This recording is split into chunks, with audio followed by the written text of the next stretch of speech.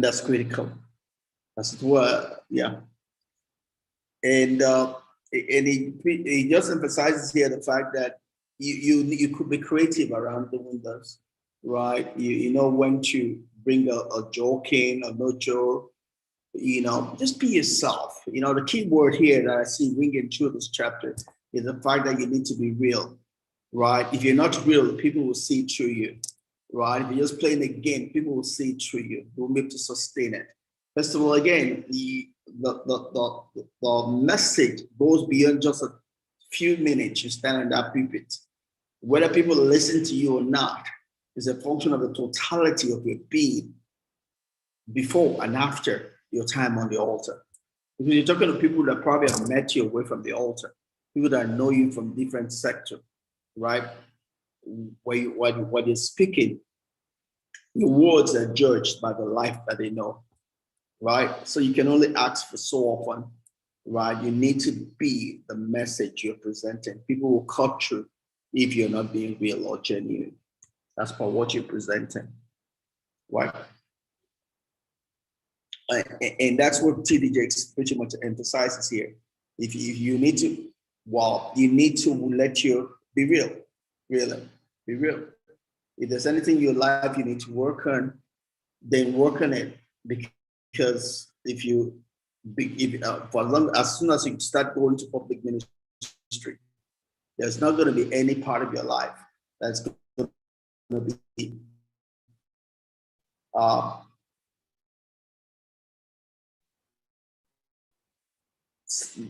will affect your message, right? So it's better to get every area of your life right than trying to hide it, because hiding, first of all, takes away the power of your message, and you can only hide it for so long, right?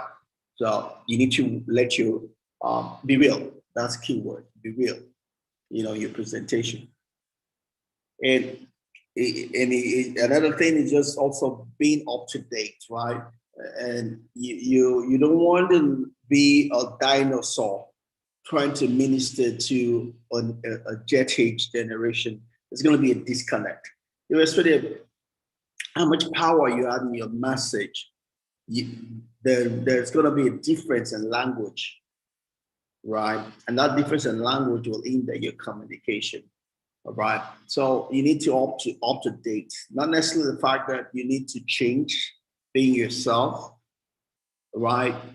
But you need to know what's going on around. You cannot be ignorant of the environment you're trying to minister to, right? So you need to update yourself, and what's going on, so that you're able to minister to a real world, to a real people, right?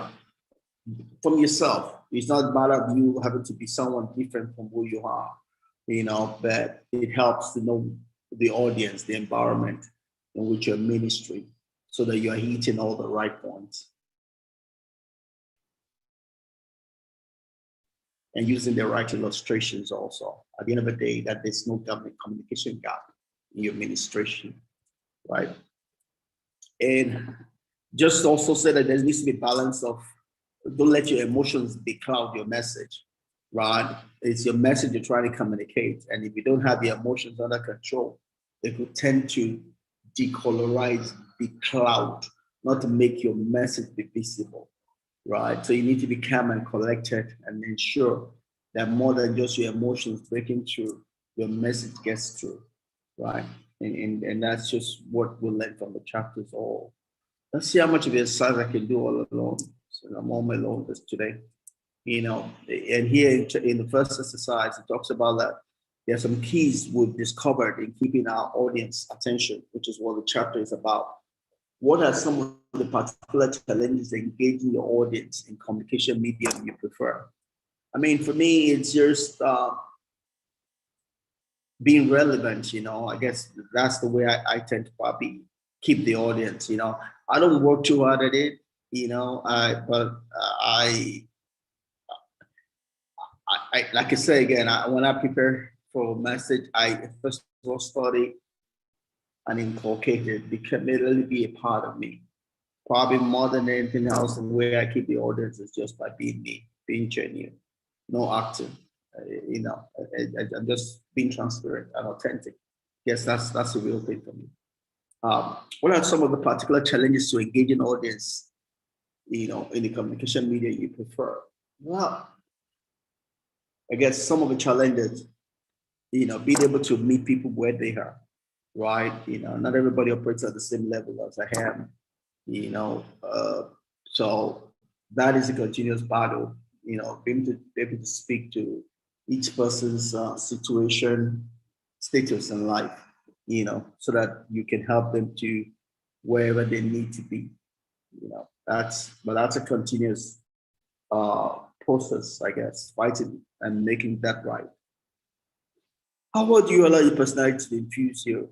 Yeah, it's a double-edged sword. I'm a passionate person, and if I get too much of being passionate in a message, I could potentially uh, not let my emotions override and overshadow the message. So I have to control that. So as to ensure that the reason for standing up, sitting down to communicate is to truly communicate and not just waste people's time. You know, it says using the scale 1 to 10, how well do you allow your personality to? Maybe I'll say 7 because I give it my all. But I'm just also wary that I don't want my personality to overshadow or becloud the message. All right. I'm going to stop here. I'm not going to do the other activities, But key word at the end of the day is the fact that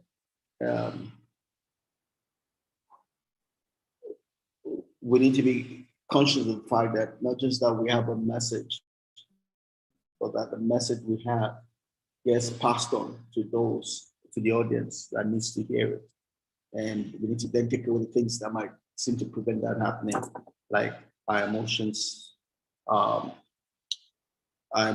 pride, not being updated, not being prepared. Those are things that can stand in our way.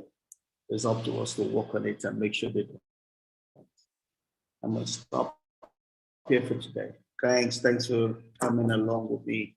You've been home alone. God bless you. All right, bye.